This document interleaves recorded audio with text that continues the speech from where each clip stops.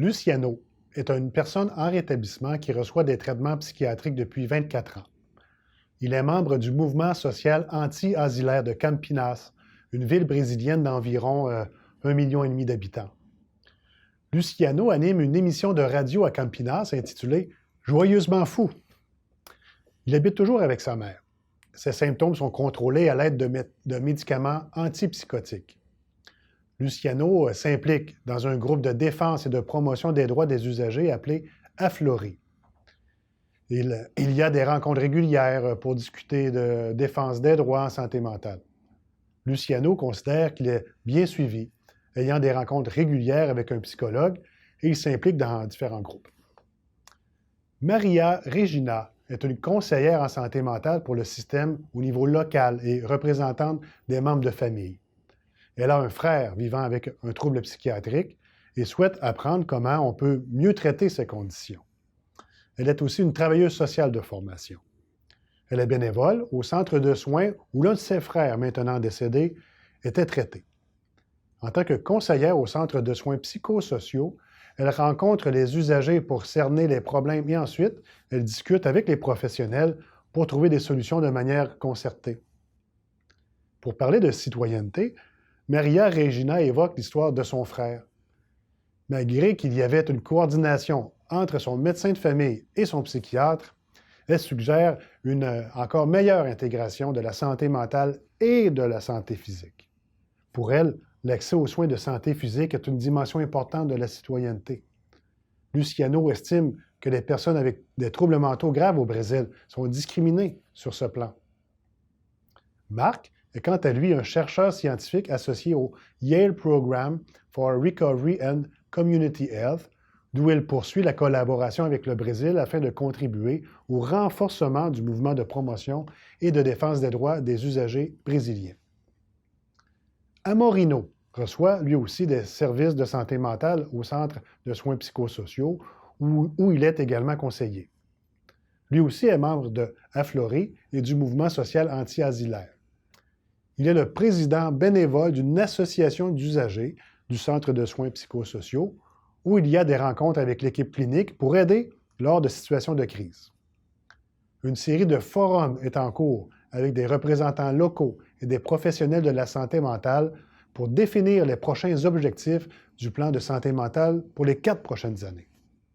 Amorino et Luciano étaient des délégués réguliers avec droit de vote lors de ces forums consultatifs. Campinas était un modèle précurseur au début de la réforme psychiatrique au Brésil, mise en branle à partir de 2001.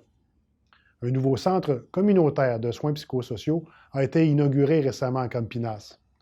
Il y a une fondation pour développer des ateliers permettant aux usagers de générer un certain revenu. Il y a quelques années, il y avait eu un financement pour un projet de recherche avec le Canada concernant la gestion autonome des médicaments.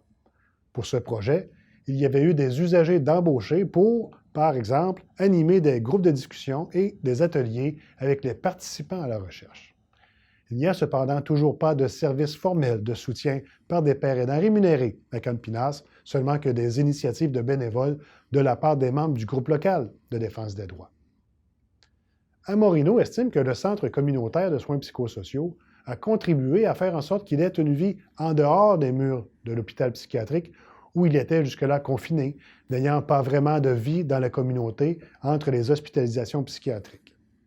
Marc souligne que, bien que cette ville brésilienne de Campinas figure parmi les plus avancées socio-économiquement et jouisse d'un système de santé mentale bien organisé, il reste beaucoup à faire pour un dialogue axé sur le rétablissement et la possibilité pour les usagers de vivre leur vie comme ils l'entendent parce qu'ils sont encore très dépendants de ce système. On leur offre certes des occasions de participation dans le réseau communautaire, mais sans un véritable éventail de choix, autres que ceux proposés par les professionnels. Ils sont heureux de contribuer ainsi, mais Marc mentionne le risque appréhendé de se retrouver en institution psychiatrique coupée du milieu s'ils ne satisfont pas les attentes sur ce plan. L'engagement militant de nos 3 représentants d'usagers leur permet toutefois d'exprimer leurs besoins et autres craintes de ce genre. L'insécurité et la dépendance financière restent un obstacle majeur à la pleine participation et intégration citoyenne communautaire. Ils doivent, par exemple, continuer à habiter avec leurs parents et à s'en remettre au soutien de leurs proches, restant à l'écart d'un marché de l'emploi encore très fermé aux personnes avec troubles mentaux graves. Les usagers se sentent fiers et utiles lorsqu'ils contribuent à l'avancement des connaissances. Ils se sentent alors valorisés et acceptés tels qu'ils sont. Ceci leur donne confiance de pouvoir se prendre en main malgré que la discrimination envers les personnes avec des problèmes de santé mentale au Brésil est encore très forte. Elle est d'ailleurs envers d'autres groupes en raison de leur orientation sexuelle, de la couleur de leur peau, leur niveau d'éducation ou de leur statut socio-économique. La société brésilienne est très stratifiée selon Marc et avec très peu de mobilité sociale. Une façon de changer les choses est d'impliquer les usagers en recherche et dans le processus décisionnel. Cette implication est d'ailleurs une source de réconfort et de joie pour eux.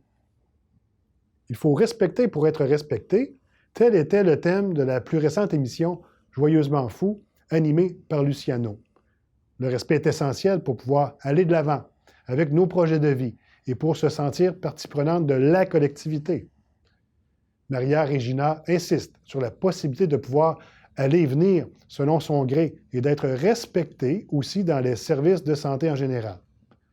Marc renchérit en soulignant qu'en matière de rétablissement, les gens ont besoin de se sentir intégrés et faire partie de la communauté.